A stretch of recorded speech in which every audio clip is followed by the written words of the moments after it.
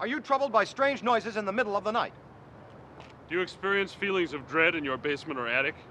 Have you or any of your family ever seen a spook, specter, or ghost? If the answer is yes, then don't wait another minute. Pick up your phone and call the professionals. Go Ghostbusters! Our courteous and efficient staff is on call 24 hours a day to serve all your supernatural elimination needs. We're ready to believe you!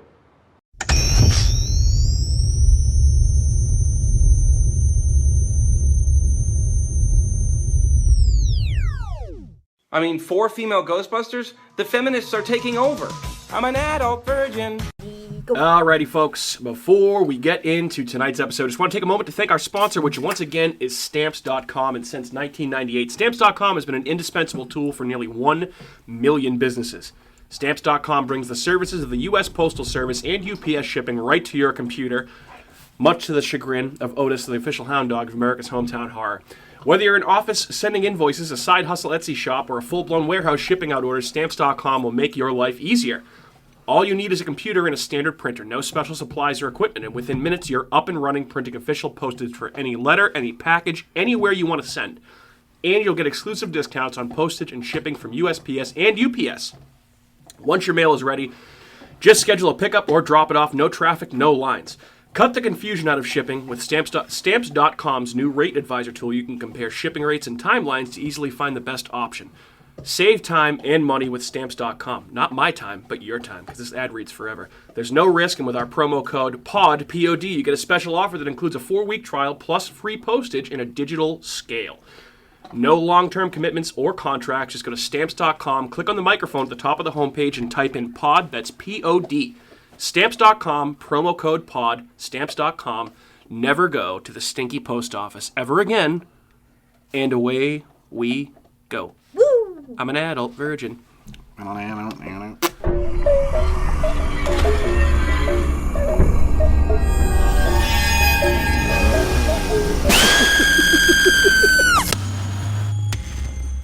What is up, folks? What is going on? And welcome into another episode of America's Hometown Horror, a very special Thanksgiving week episode of America's Hometown Horror.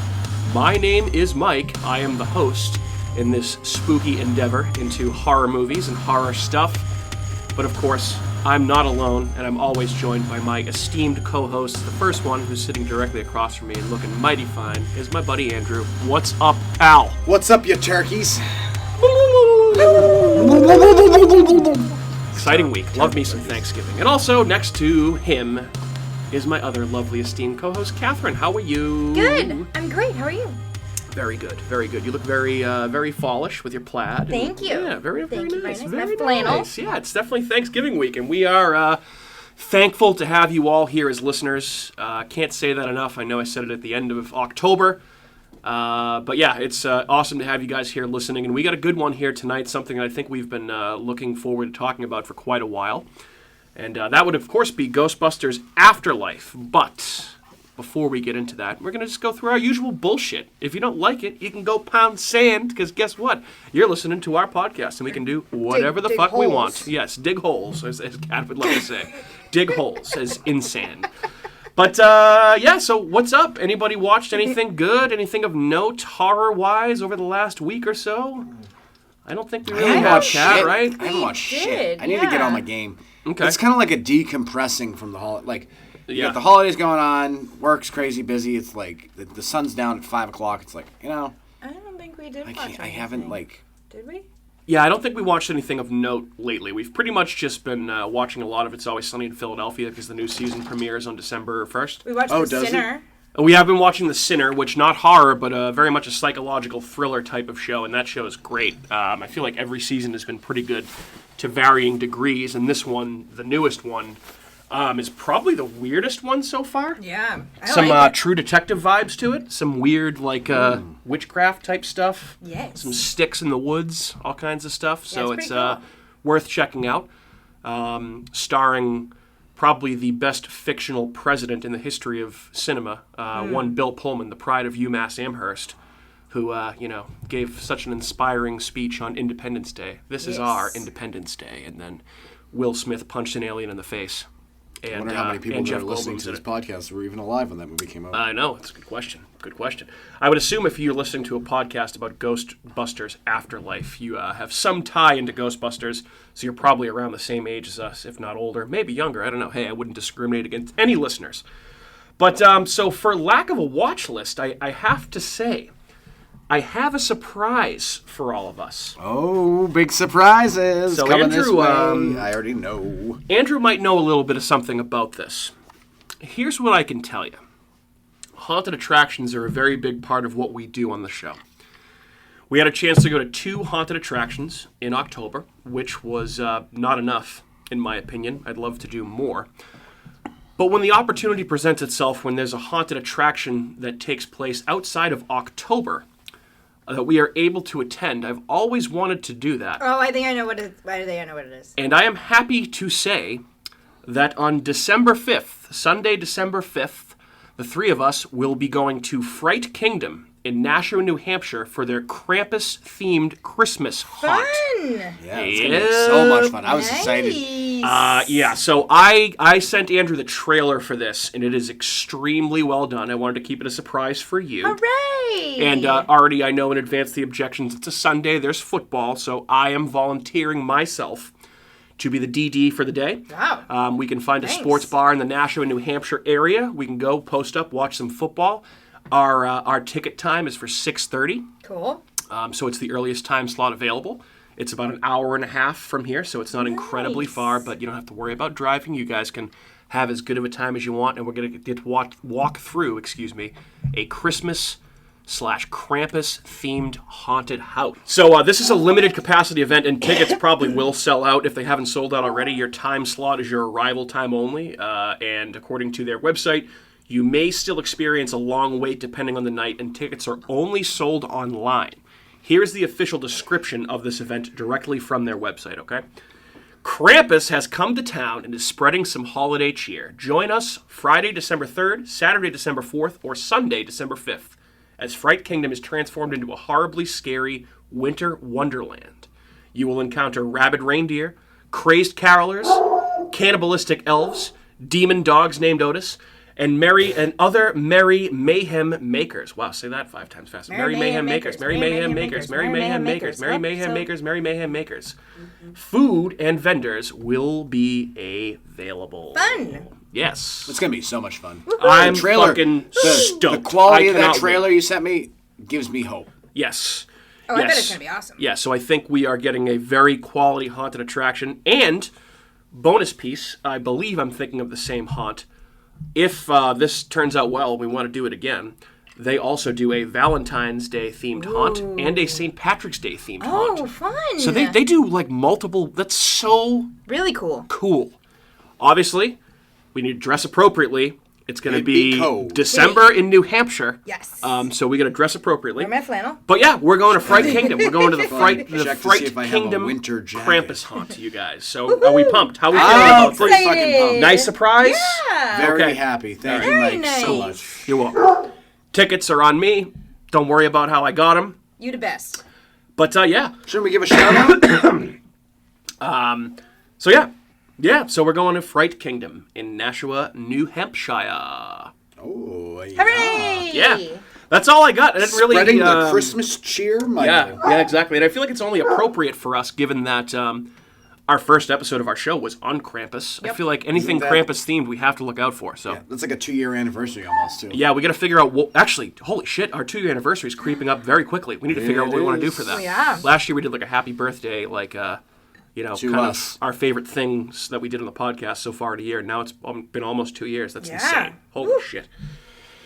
All right, so I got no news. I've revealed our surprise. Are we ready to talk about Ghostbusters Afterlife? Yes. Oh, yeah. Let's do it. All right, guys. So, Ghostbusters Afterlife. Movie that I'd say most of us have been pretty excited for, if not all of us.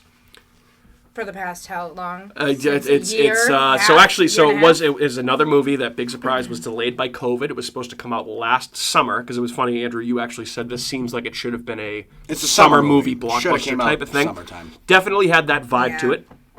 It's doing really well at the box office right now, which I'm happy to see. because I knew that there were a lot of Ghostbusters fans out there, and my hope, I'm not going to go off on another Marvel rant, I was just hoping that this would do well enough to justify the movie being made, and well enough for maybe a sequel to be explored, which we'll talk about that later on. It certainly seems like they're setting this up for a sequel, or sequels, from what I've heard. So I will go last here. Andrew, why don't you kick us off on your thoughts, spoiler-free for now, on Ghostbusters Afterlife? I thought it was very well done, well acted, good story. I mean, it definitely had vibes of like it's like I feel like this is more geared towards like teenagers, like a Goonies type of, like, if anyone knows what the Goonies is, which we all should. Everyone, yeah. I would hope if you're listening to the show, you know what the Goonies is. Yeah, I mean, definitely Stranger Things vibes, obviously. Yeah. Well, Stranger Things is ripping off the Goonies, Amblin movies, yeah. Ghostbusters, So very clearly in season 2. It was good in the aspect that, like, it wasn't really a horror movie. I don't really consider this a horror movie. No, definitely not. It's kind of like a feel-good, like, sci-fi. It's a Ghostbusters movie. Like, there's nothing more to really say. Like, it's what you would expect from Ghostbusters, except geared. Although I feel like the first Ghostbusters were kind of geared towards that age bracket as well, like a younger audience. Wouldn't you think? I mean, it was rated PG. It came out in 1984. Everything so this was was rated PG. Yeah, that's true. Then. So it was. I mean, I feel like marketed towards. I mean, these were all, or at least Dan Aykroyd and Bill Murray. Former comedians from like Saturday Night Live, yeah. So it was marketed, I feel like, towards an older audience at that point, not knowing what the franchise would become over time. Yeah. Which obviously I think Ghostbusters, and I feel like if you grew up as a kid of the 80s or even the 90s, Ghostbusters probably holds some sort of reverence in your heart. I know it does for me. I was born before born after the first movie came out. So when I was a kid, I was first drawn into the real Ghostbusters cartoon that was on TV in the 80s and the 90s, Excellent which cartoon. I fucking loved. So I got into that first and then saw the movies after that, and I love everything Ghostbusters related. I mean, I'm a 35-year-old mustachioed man here in Movember, and I have the Ghostbusters song as my ringtone, as you guys know all too well. Yep. You are an adult virgin. I have a Ghostbusters t-shirt. I have a Ghostbusters no ghost logo on my beer fridge that's over a few feet next to us. So safe to say that I am a big fan of the Ghostbusters franchise, and yeah, I definitely agree with you when you say that this movie was geared more towards, I feel like, teenagers, because I feel like most of the movie I was sitting here, and especially since this was the most crowded movie that we had been to. Yeah, there was like 20 people, maybe. No, there was not. Maybe 10 or maybe 15. 10. No. He's not far off. There were like 2 in the back. There were Lots 2 of- in front lots of us, and of- then there was 4. Us 3. There's like 8. Like lots was more of than- there were a good amount of children in a Monday night movie. Correct. Which we saw. So yeah, that was a little jarring for me, because I feel like I realized at several points throughout the movie, like, this is definitely. I felt old watching it. It kind of gave you like that nostalgia feel, though. Like, It did. It did. brought you back to being It a did. kid. Like that's what I kind of liked about it. For me too.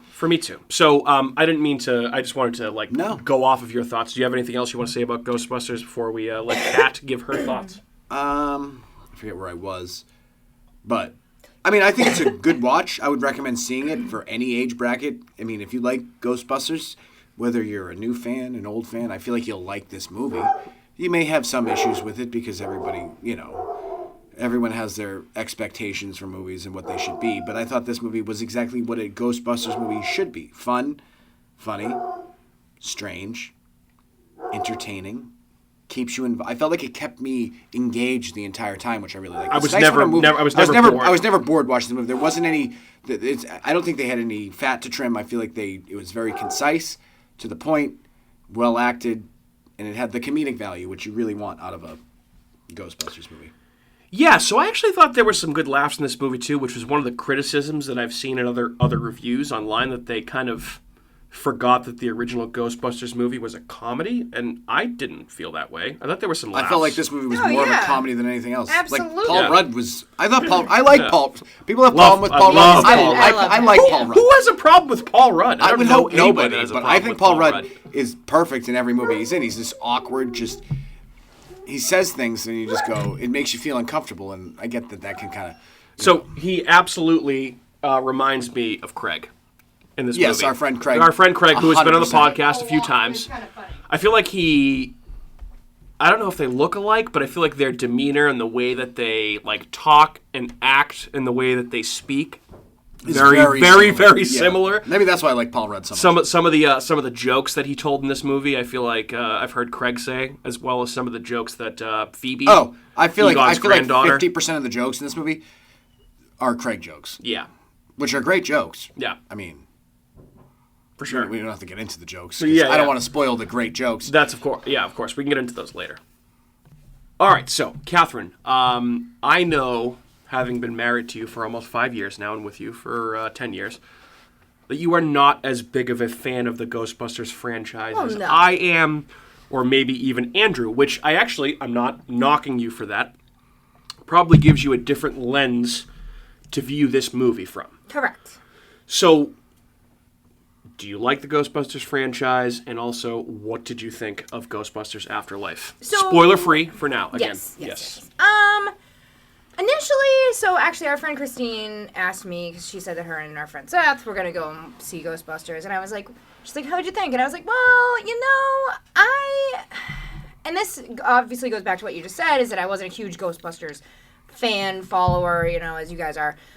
I did watch the cartoon, I feel like, as a kid. I've seen the movie, whatever, but it's not memorable to me. Yeah. I also had the toys from the Ghostbusters cartoon as well. I didn't do that either. But Did they have those at Burger King or McDonald's? They did. Yeah. I'd say it was good. I'd say my one thing I told Christine, which I feel like is pretty valid, is like, it was cool to see in theaters, but I'd probably skip it in the theater and wait until it goes to Netflix, because it was good. I have to See, disagree. I 100%. wholeheartedly disagree with that. That's a movie that is so much better in theaters. I'm sorry, I'm just saying that's all I'm saying. Let her talk and we can respond. There are certain movies to see in theaters, like if you see Jurassic Park, something like that whole like theatrical like experience. I didn't really get that. Like, I would have felt the same if I watched it on my couch. Okay. I didn't feel like I needed to see it in a theater.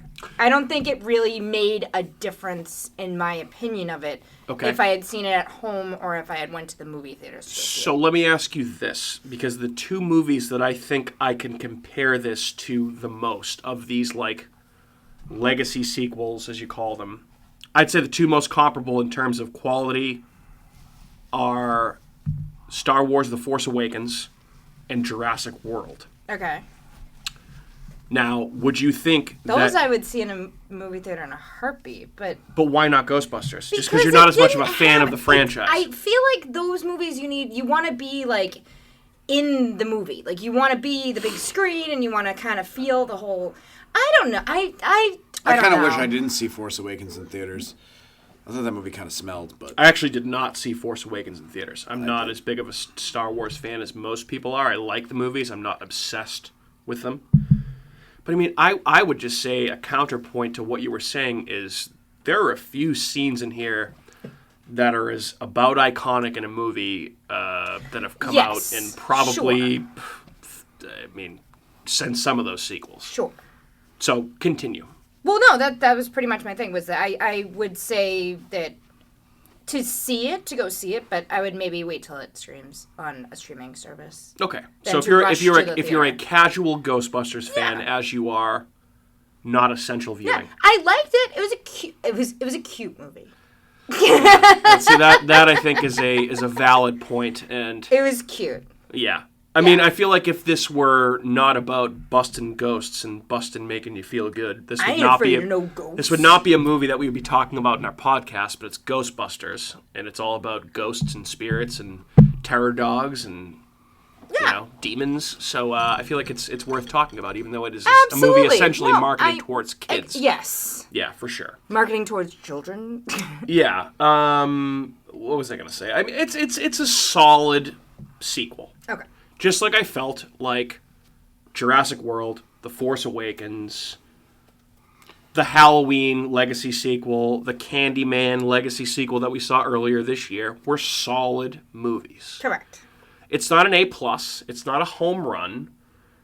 And I think for me, one of the keys in a movie like this that is focused on kids and child actors is that the kid actors aren't terrible, and I think they're all pretty good here. Mm-hmm. Specifically, McKenna Grace, who plays Phoebe Spangler, who is Egon's granddaughter. She was great. And she's essentially the main character in the movie. You know, the emotional center point, the person taking up Egon's mantle with, again, spoiler-free for right now. And I definitely enjoyed this movie quite a bit, but I feel like I was...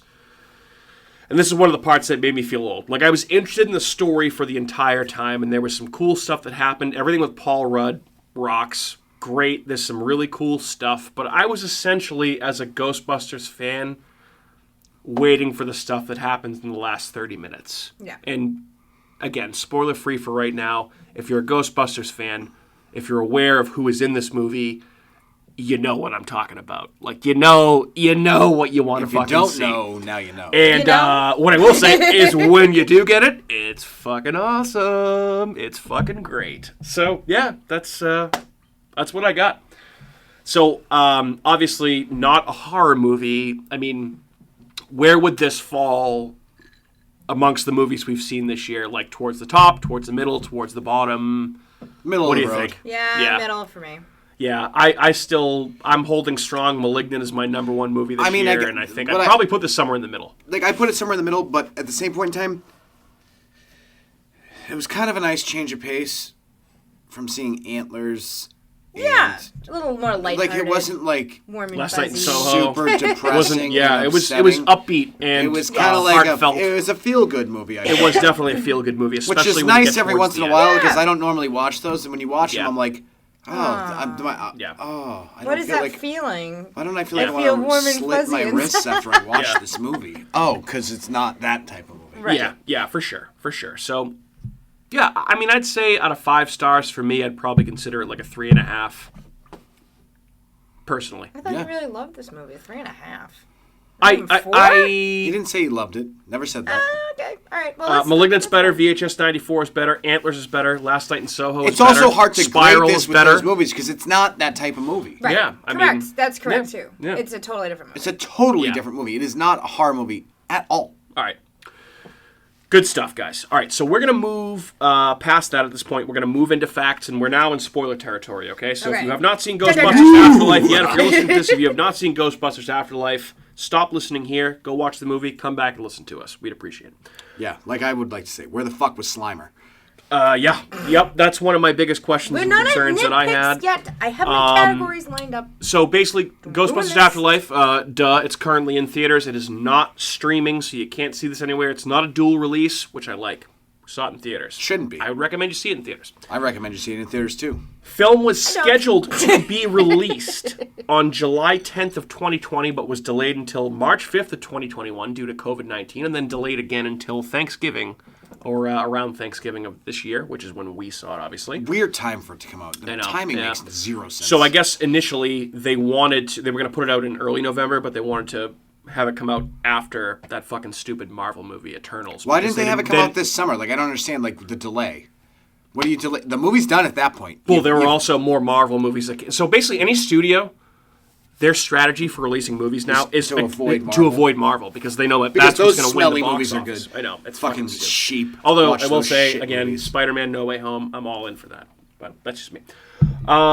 So principal photography for this movie began in July of 2019. And it was all shot in Canada, by the way, which I was surprised at because it looks like they very much shot in Oklahoma, where the movie is supposed to take place.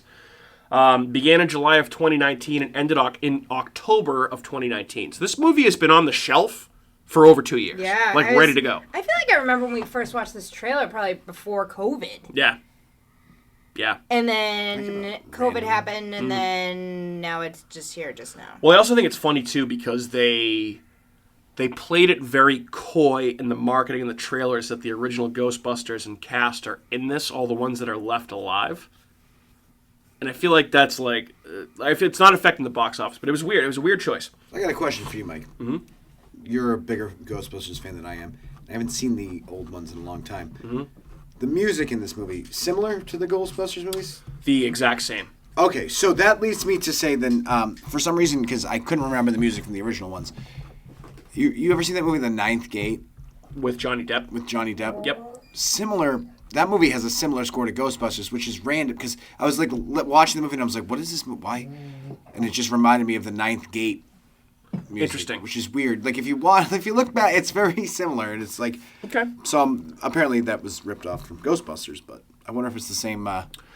So I had watched Ghostbusters, excuse me, a few days before we went to go see this, and you did? I watched it like when I was like. I didn't watch it. I know you weren't around. I'm You sorry. probably wouldn't have watched it anyway. Yeah. Why wouldn't I watch it? I don't know because You're a hater. I don't know. I'm not a hater. You're not a hater. It's fine. But anyway, so the musical cues, like the piano, like like that type of stuff, like that was all like the music was all. It was Can you do certain that? parts of Can it. you do that one more time? Yep. Cute. That's cute. Parts of the music were updated, but a lot of the same original music from the first movie was in there.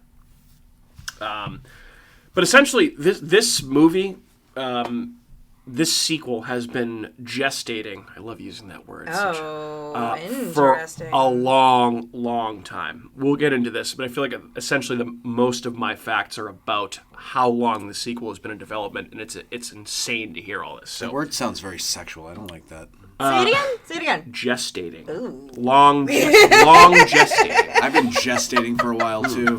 You could also say that in Alien, the Ridley Scott movie, after the facehugger lands on John Hurt, he has a alien fetus gestating in his stomach that bursts out of his chest. That's the word. Okay. It's like throbbing. So Ghostbusters Afterlife is directed by Jason Reitman, who is the son of Ivan Reitman, who directed the original Ghostbusters movie and co-wrote it, and he also directed Ghostbusters 2. The original movies were co-written by Dan Aykroyd and Ivan Reitman and Harold Ramis, who unfortunately is no longer with us. But the Ghostbusters franchise has essentially been Dan Aykroyd's baby since he co-wrote the first movie. It's interesting that he died. Well, not Dan Aykroyd. Harold Ramis. Oh, he died. Okay. Egon passed away in right, 2014, unfortunately. So never mind. So Harold Ramis, by the way, Caddyshack. co-wrote and I think he directed Caddyshack, Stripes, Ghostbusters. Him and Bill Murray used to be great buds. Yes, and they had a falling out. I would recommend if you have not. There's a show on Netflix called the Movies That Made Us. Yeah. Which is decent. It's like kind of trashy, like binge watch television. But there's an episode on Ghostbusters that I'd recommend you watch because it kind of details the falling out between Bill Murray and Harold Ramis that happened in detail. I would just say check it out at your own peril.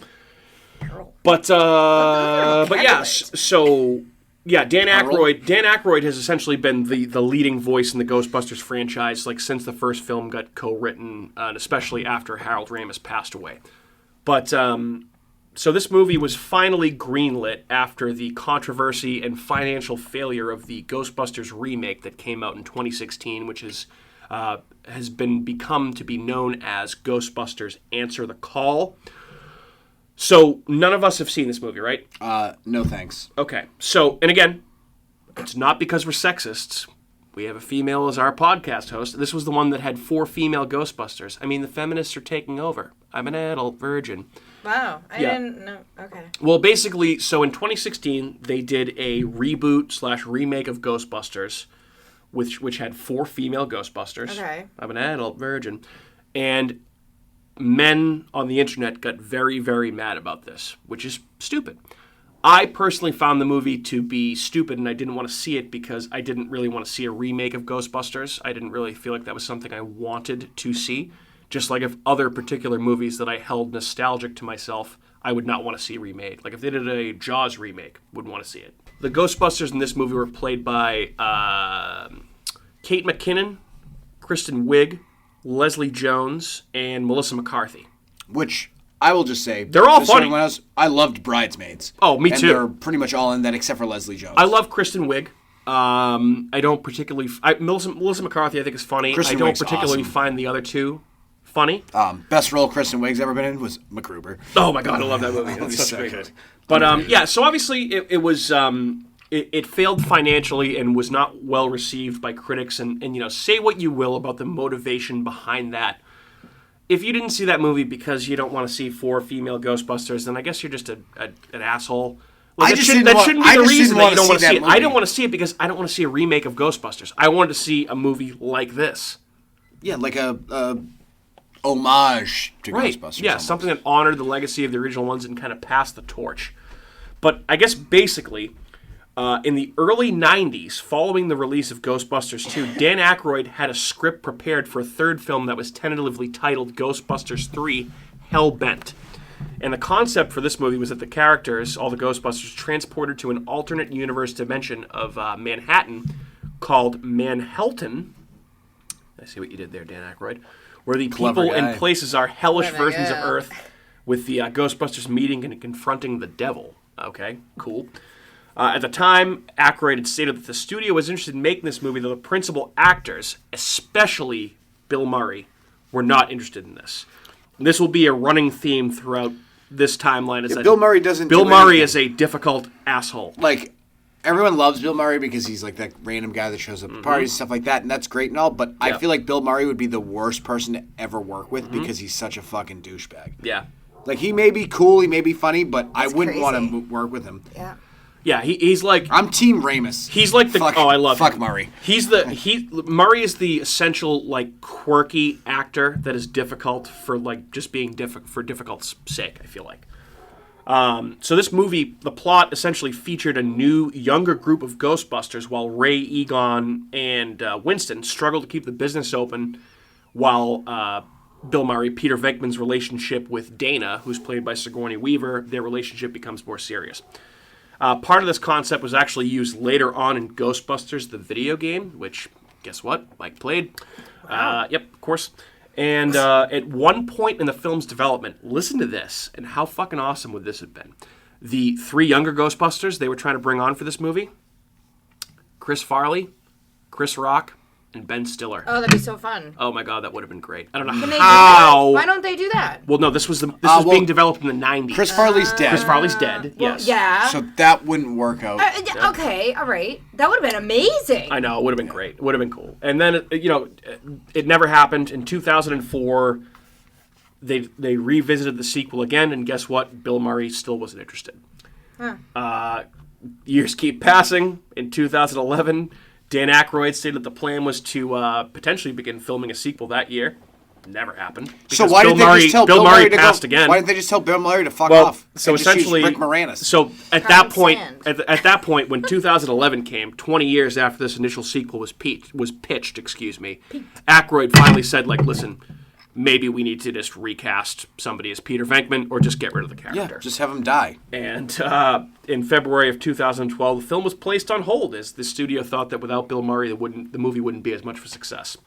So essentially, as my friend Jonathan Frakes would say, it never happened.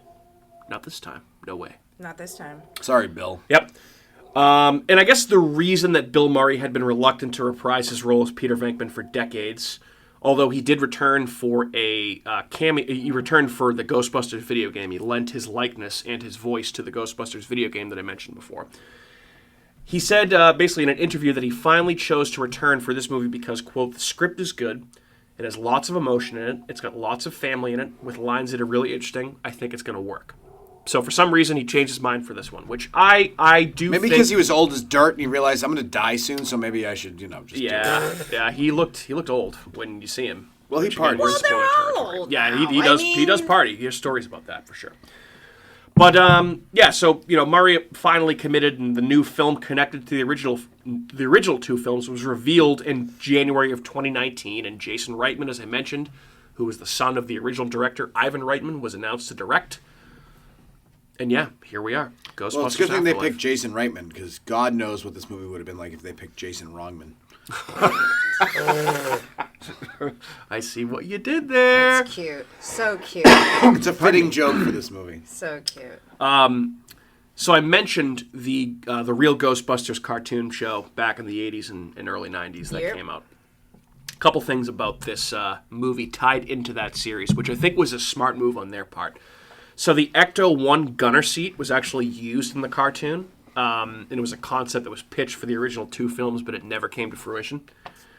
And speaking of the cartoon, one of the ghosts that was featured in this film is what they Muncher? call the bug-eyed ghost. Oh. So you see him real quick.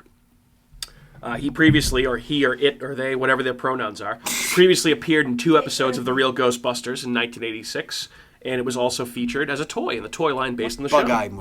I'll show you a picture of it afterwards. You'll notice it. You'll know it when you see it. But it was in the cartoon. It was in the movie really quick. And, yeah. Very interesting. And this is the first time, Andrew, a huge disappointment to both of us, first time in the Ghostbusters franchise. Movies, cartoons, video games, high-C containers, that there is no Slimer, which I, for one, was bummed at because you can take Muncher that's a huge and fail. fuck right off. It's a Muncher huge can fail. get fucked. Like, why didn't they? I wanted Slimer. It's not like Slimer was like acting like Bill Murray, like, I don't want to be in this movie. He's a fucking, he's a fake ghost. Yeah. He can just be in the movie. Yep. Why not? Yeah. Why? Yeah. That's my question. Yeah, I was bummed by that because I feel like Slimer is one of the most iconic Slimer parts is about Slimer. the original Ghost. Dude, yeah, I like that they had should. I like that they had the Stay Puft Marshmallow. I love those fucking like, little. Yeah, the little Stay Dude, when Puft they're just like Marshmallow Men. when they're just like killing each other. That was pretty was awesome. great. Yeah, that was At the fun. grocery store. That was cool. in the Walmart. But it was like all of a sudden you saw the slime and you're like, oh, but then it was like blue and you're like, Yeah, what is this? Yeah, I don't understand. It was Why Muncher. wouldn't It was. I mean, maybe they're gonna try and make a high-C Muncher now, and it's like a blue raspberry beverage. I mean, I guess. So I guess they are. Marketing, really? I Like, don't know. Yeah. Everything's about marketing. Well, you have to think about how much money the Ghostbusters franchise made on merchandise in the 80s and 90s. It's insane. yeah. Dude, if they sold any track jackets with Slimer on it, Oh, Bet your balls it would be in my Can possession. we just make And those? I'd be wearing it We good? right now. we should make some. Might be a make it. copyright issue, Should make but we could figure We it should out. make. Well, not if we Mike, for make your them next ourselves. birthday, I want to make a track jacket, a Ghostbusters track jacket. Fuck yeah, dude. I mean, hey, I'll take any Been birthday. talking a lot about track jackets lately. Because track jackets rule. Yeah. Mike loves track So, jackets. in addition to Slimer not appearing in this movie, the only actors, not ghosts, that don't reprise their roles in this movie, after starring in both of the original previous films, are Harold Ramis and David Margulies, who have both passed away. Obviously, Harold Ramis plays Egon Spengler. David Margulies, probably a little bit less known, he plays the mayor in the first 2 movies. What about Rick Moranis? And he's still alive. He's just retired from acting. I know he's He was still not in alive, it. but where was Rick? I was so Come on. so bummed that he was I not am in the it. key man. Also, Sigourney Weaver at I the am the very key end, master. last thing, does that really count? It as does her count. being It in the counts. movie? Still she's in the movie. She's in the That's movie. insane. You're she insane. was in it for like 2 seconds. doesn't you have to matter. wait till the very end of the. I hate. I I did hate think it that. was- I hate having to wait I do agree. I do hate that they hold scenes till after till the the credits. very, 'cause very end. I don't want to fucking sit there for an extra 10 minutes Right. to see something that you could just show me at the end of the movie. This is a fair nitpick because if I wasn't an adult virgin and a nerd, I wouldn't have known of about course those. not. No, Mike, the only reason post-credit I scenes. stay at movies till the very end now is because of you, and it bothers me. Right. Because why the fuck should I have to stay? Right. I paid $10 to see this fuck movie and sit through 20. How about this? How about we get rid of the 20 minutes of Marvel previews? Oh my god, there Oh were my so God. many Then- trailers. There were then- so many You know trailers. what we could do for this instead of movie. the fucking previews? Is you could just put that at the end of the movie instead of waiting until midway through the credits to show it. There were a lot of names in the credits, yeah. But I agree with that. Thousands. There were a million previews, which was another moment when I realized, wow, I am old to be in this movie because they were all fucking kids' movies and Marvel movies. And, yeah. But, yeah, the post-credit scenes were cool. But, I mean, I feel like the average viewer wouldn't know that was going to happen. Right. Of Right. course not. People left. They had no idea. And I feel like it sucks, but the assumption now going into a movie that's tied to a quote-unquote franchise, you have to kind of assume there's going to be something there at some point. Gotta right? wait. You gotta wait. Hang You around. gotta wait. You couldn't cut one scene with Finn Wolfhard and just put that in the movie. Fucking No.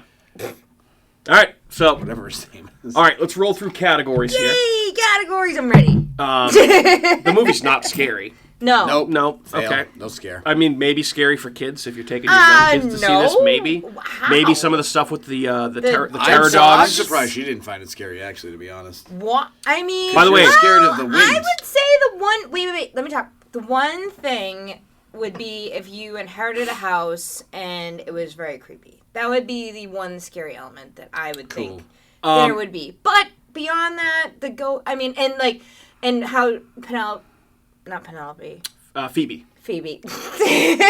Both P names. how she does the moves on the chess She's set. playing and then chess with Egon. She wakes Yeah. up and it's It wasn't scary though. You knew that was a good spirit. You could tell. Well, I would be a little bit nervous if that was me. Just with her granddad.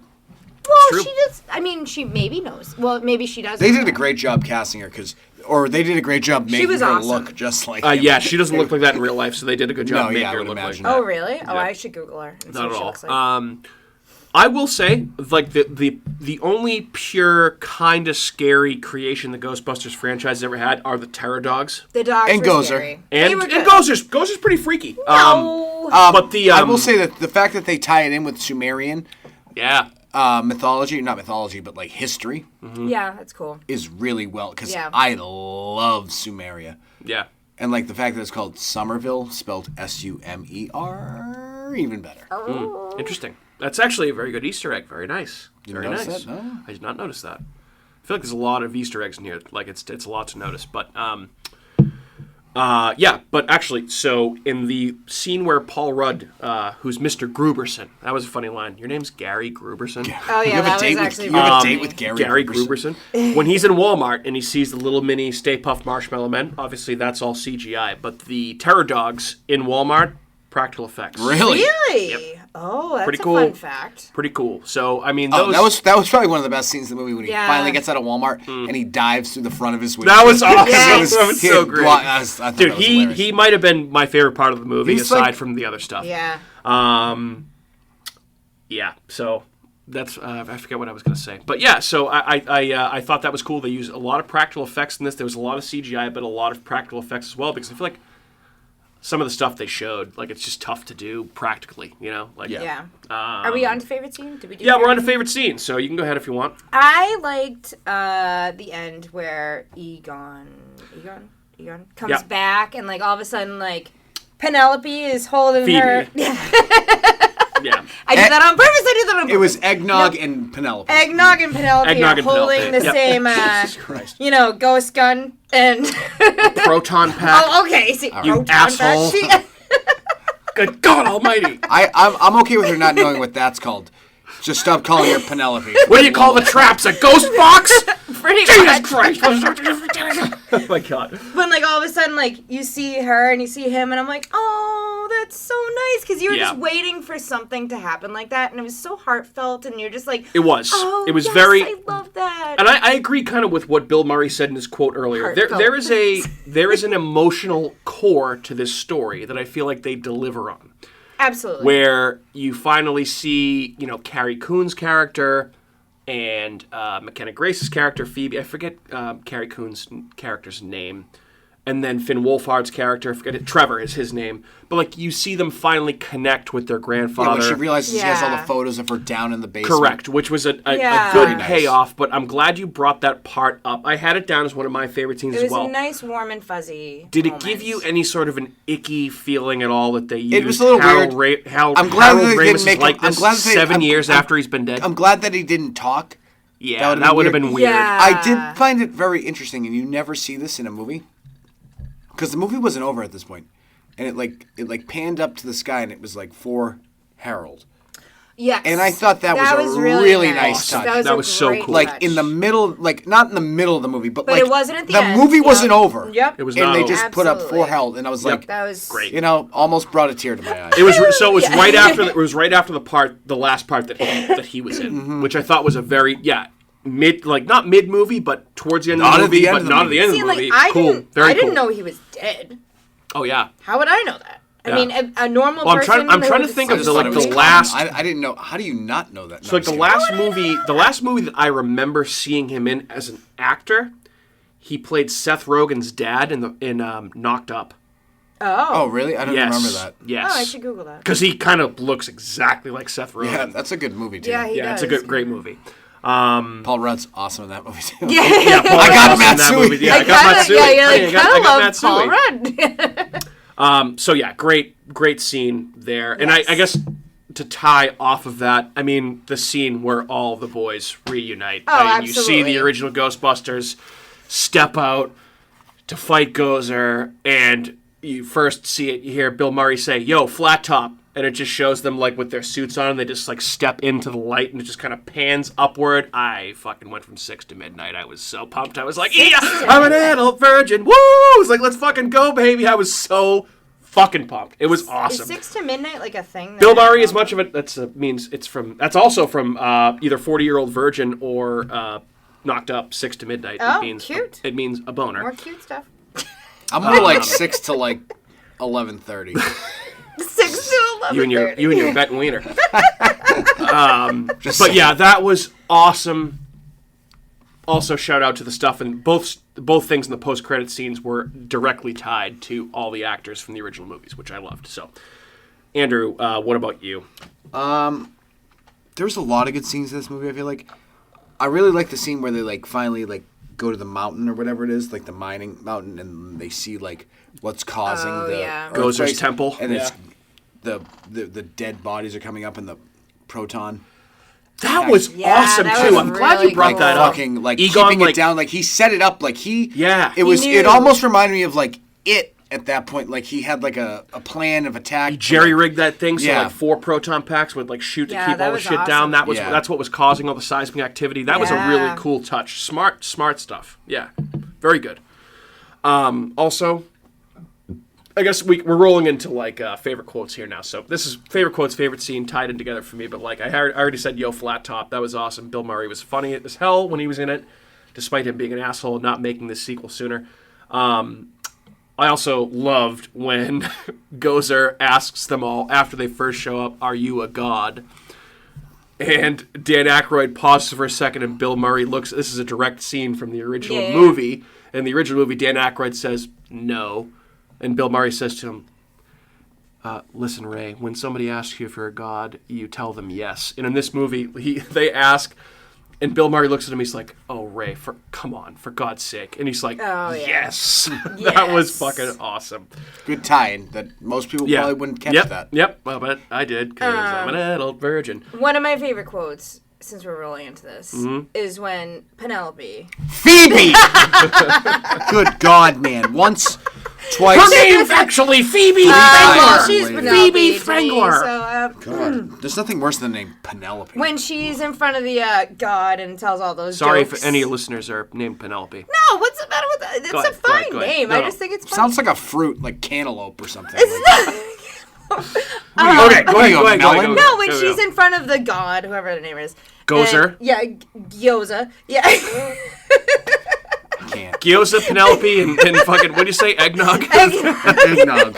Instead of Egon. Christ. Okay, in front of Gyoza, and what happens? And she says the fish joke. I love the fish joke. When there's no eye in What do you call a fish with no eye? Oh, fuck. I fucked it up. Sorry. That's not even the best joke in the movie. Hey, No, Kat, but it's by the one of way, my favorite jokes. I bet my mother-in-law I couldn't make a car out of spaghetti. Why is your mother-in-law instead of your mother? You should have seen her face when I drove pasta. God. Kat's favorite I joke hate of all you time. guys. Oh, I don't know. I thought it was mother-in-law, whatever. Well, what was the other joke she told too? That was good. The best joke in the movie was a grasshopper walks into a bar. Bartender says, "Hey, we have a drink named after you." Grasshopper says, "You have a drink named Steve?" I also like there's 2 whales in a bar, and one of the whales says, and the other whale says, "Shut up, Gary, you're drunk." You're drunk, yeah. Craig has definitely told us that joke before. I also thought a cool quote was when the kids get arrested after destroying half the town, chasing Muncher around, and they're in jail, which, again, throwback to the original movie when the Ghostbusters are in jail. And the sheriff, who's played by Bokeem Woodbine, is the actor's name. He was good in Devil. What's his name? Did Bokeem Woodbine? you ever see- Bokeem Woodbine. see He's a Devil? good actor. He's been in a bunch of stuff. That's cool. That's a cool name. That's the M. Night Shyamalan movie, That's right? actually a pretty solid movie. It's a solid movie.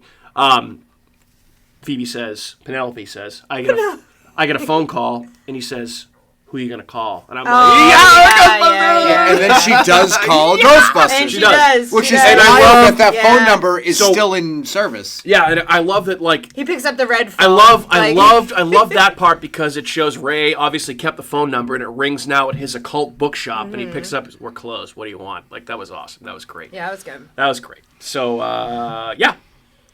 Want to talk favorite and least favorite characters? Yes. I know we're getting up against it on time here, so we can roll through these pretty quickly. We have some time, actually, so go ahead.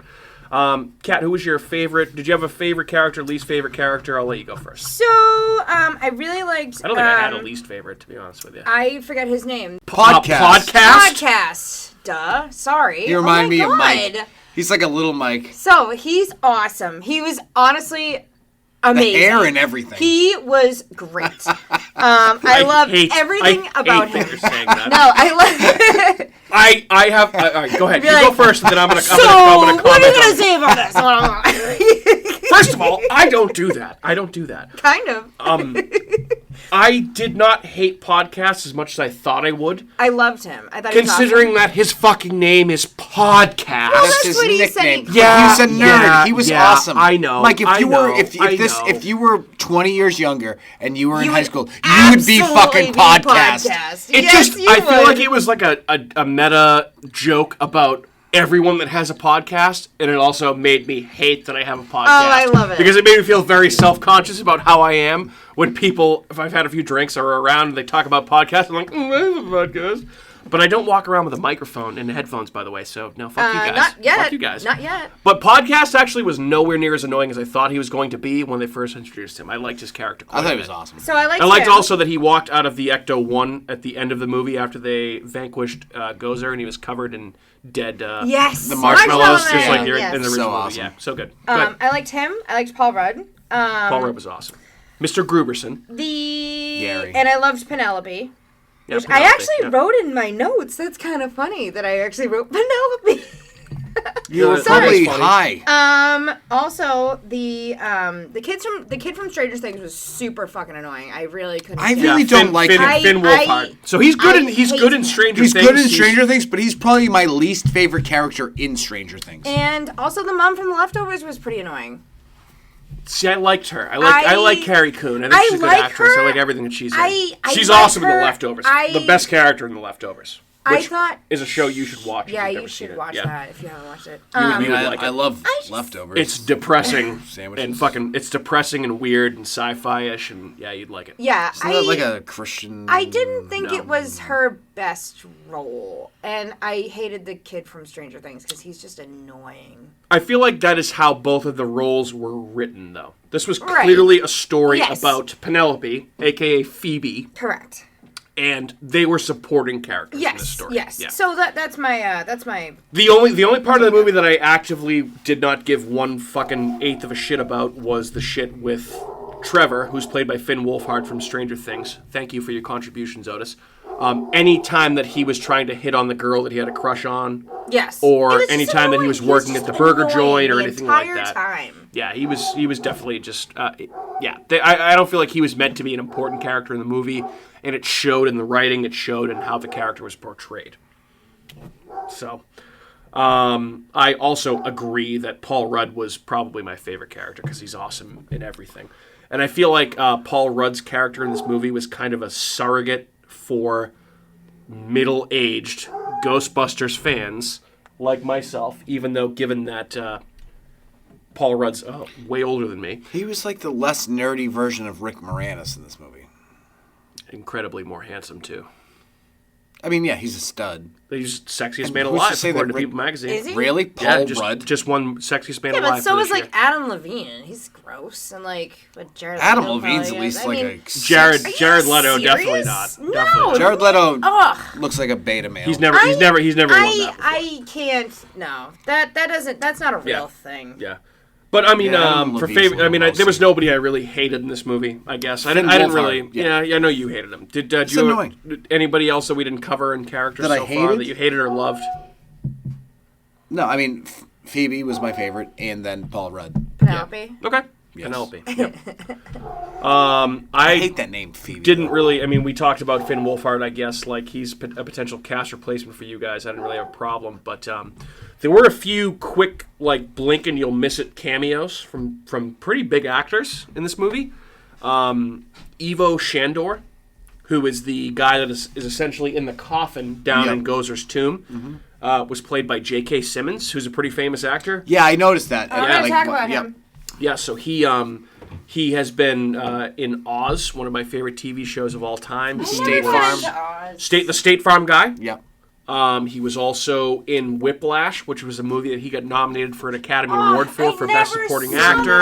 Thank You for Smoking. Thank You for Smoking. He's a great actor, like one of those guys that you see and you're like, okay, I know this guy from a bunch of stuff. He was good in his quick cameo. Like, I wonder if there was more with him in it that got cut, because it feels like he's too big of an actor. He's just kind of hanging out to be in it for 30 seconds. Because he's essentially in it, he wakes up, he dies. That's it. And Did you say Spider-Man, obviously? Yeah, he played. Oh, yeah, that's right. Yeah, Your fucking favorite movie? Yeah, that's no, not my favorite. The fact that there were two Spider-Man Jonah trailers, Jameson in Spider-Man 2. Yep. The fact that there were two Spider-Man trailers Spider-Man was 1. really excessive.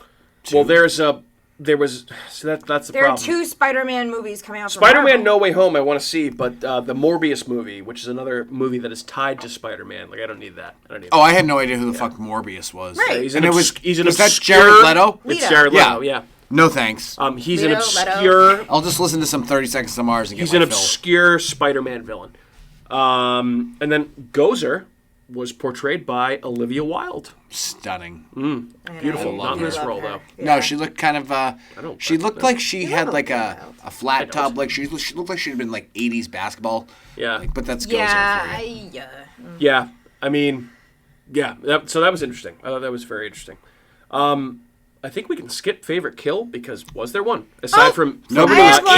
killed. Egon. Egon died, No, but I don't think he was killed. The guy in the tomb thing. Then when they Oh, right. Yes, and Ivo she just Shandor, goes- J.K. Simmons. Yes. He was the best kill. That's right. I forgot he was got killed. ripped in half. He's like, oh hey, I hung out in this like cave. They split Yeah. him down the middle Oh, too, yeah. like from the top. Oh, I yeah. forgot about that. Yes. Good call, Catherine. Oh yeah. Way to go! High five indeed. Yeah. Also, Woo. You asshole! Wow, That Andrew. was- that Oh was- my that God. was weak. Well, also the funny part is, so I guess obviously they are they And I went they grocery shopping. they lead Egon's family into the belief that he had a heart attack. There's no way he had a heart attack. He was killed by Gozer. He was killed by Gozer. No Who? way. Egon. Eggnog. Eggnog. Oh yeah. Penelope's granddad. Sure. Guys, what do you think about Ghostbusters Afterlife as a haunted attraction? I don't think so. Well, I let me. I mean, let you me- could do it with let me- like the let me- farmhouse and like the. Let me give you this first, Go ahead. and then comment on it. So, Ghostbusters has worked as theme park attractions on several occasions. I mean, it could. So there was originally an attraction called Ghostbusters Spooktacular that was a stage show that opened with Universal Studios Florida in 1991, which was essentially a stunt show that reenacted the end of the first movie with Gozer and the Terror Dogs and a bunch of ghosts. That was open for a few years when the park first opened, and then there was a Ghostbusters stage show with Beetlejuice. Oh yeah. Because they had the rights to both those. You I've seen probably that. saw it if you've been there. I saw the Beetlejuice stage show. Yeah.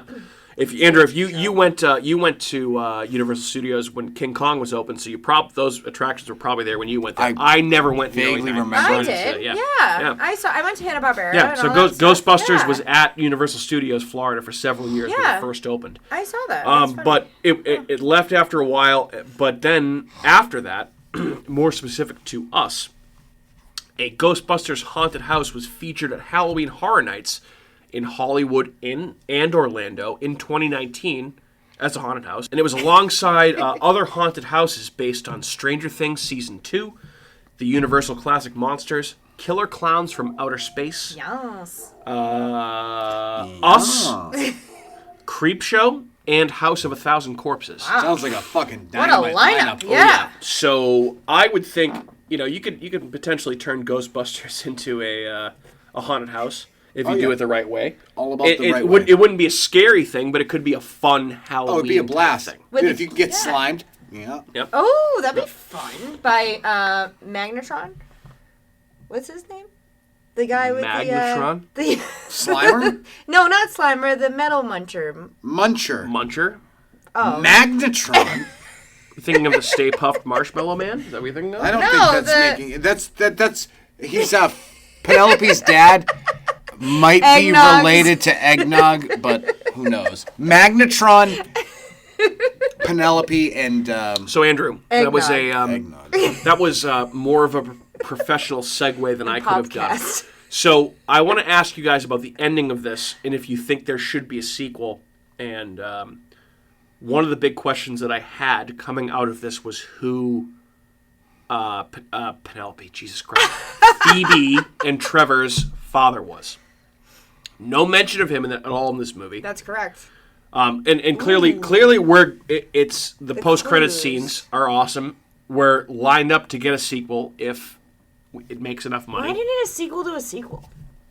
Well, because they want to continue the franchise, and marketing. They Sony, do that for a who lot of, owns the rights to lot of Ghostbusters, different- wants to continue to make money off A lot of Ghostbusters. movies do that. Okay. Yeah. You knew? So No. I think we're going to get a sequel. I will definitely watch it. But what did you think of the end of it with the post-credit scenes? Like, did it leave you wanting more? Like, what do you guys think? Andrew, go ahead. I always want more. Never get enough. I'd like to see one with the Anunnaki. That would be kind of cool. What's an Anunnaki? We're not going to discuss that because that's going to get into rambling. Just Okay. look up Fair. Anunnaki. Okay, fair enough. Kat, what about you? Same questions for you. What was the question? Do you want to see a sequel? I mean, it is a sequel, so Do you want to see a sequel to this sequel? I guess. I mean, sure. Okay. Assuming there's more Penelope and... Yeah. Penelope if there's more and Penelope, eggnog and yeah. Popcast. And Popcast. And, Popcast and Penelope, I'm down. yeah, we were originally supposed to record this podcast last night, but we realized that we probably made a mistake going to the BBC. We drowned a little bit in the when BBC. when Kat said, "Are we going home to Popcast?" We were like, "No, we're not going to." Dude, go I mean, home I love to popcorn Popcast." too, but I ain't about to popcast. Yeah, It's I know. alright. I know. And All here right. we are on Thanksgiving Eve, popcasting. Well, Go us. Indeed. And not being inebriated. Indeed. Yet. not yet, You sound... guys. I don't know anybody's names. As we wrap up here, because we're getting close up against it, any final thoughts on Ghostbusters Afterlife? Obviously, we recommend seeing it. Kat says not in theaters. Andrew and I say you do. Any final things? Any things you haven't said about this movie you want to say? Yeah, I think so. I was going to actually, one of the notes I had, was there any swears in the movie? Asshole and shit, I heard. That's yeah. it? Yeah. I Carrie Coon calls Trevor and Phoebe's dad an asshole. Okay. And they say shit. Because I was going to say, I was like, it kind of I is don't a know why really I was able to remember that, but kid-friendly movie very because random. I'm like, I don't even think they really Even if they swore. say anything, even if they say fuck, I hear kids say fuck and they're Wait, 12 years old. was they it- definitely what didn't was- say fuck. What was it rated? PG-13. Okay, that's probably why. Yeah. Huh. Which you're technically allowed to get away with one fuck in PG-13, One which fuck. is weird. I don't Yes. know. Like, okay, kids can hear fuck once and they won't repeat it, but if you hear it more than once, you It's repeat like it. COVID. It only comes out on the weekends. Yeah, that's true. Yeah, exactly. All right, folks. Well, this has been an awesome discussion on the Ghostbusters franchise and Ghostbusters Afterlife, one that I've been pining to have for quite a while, and I'm glad we finally did. Another good word. Pining. So Peril. I obviously Peril. would recommend It's- go see Ghostbusters, watch the original 2 movies, watch the Ghostbusters, the real Ghostbusters animated series, and play the Ghostbusters video game. Do everything Ghostbusters you can. I would Be say an adult virgin. I would like say me. Gozer Ghostbusters. Wear your Ghostbusters t-shirt while having a Ghostbusters Ghostbusters ringtone while like watching Ghosty. Ghostbusters movie. Do it all. Do it all for me. All right? Dustbusters? Dustbusters. Yes, Dustbusters. Bustbusters. I'm an adult, Dusty. All right, folks. Well, if you're interested for some reason after listening to this about more of what we have to say on social media, you can find us on our website at ahpod.com. It's ahhpod.com. You can also find us on YouTube and Facebook. Just search for America's Hometown Horror. It will pop up. Will it? Yeah, it certainly will. At I least mean, I think so. mine always It does. should. So you can also go on Twitter and search for at Hometown Horror, or on Instagram, which is where we're the most active. We're at Hometown Horror Pod. You can also shoot us a line at hometownhorrorpodcast@gmail.com, and you can find our show wherever else you listen to your podcast, besides where you're listening right now. I don't know why I said wherever else. Stitcher, Spreaker. Amazon, iTunes, Spotify, iHeartRadio. You know, Everywhere. all that shit. All that shit. Yo, all that shit, son. Yeah, boy. Yeah. If you wherever you listen to your podcast, type America's Hometown RN and we will pop up.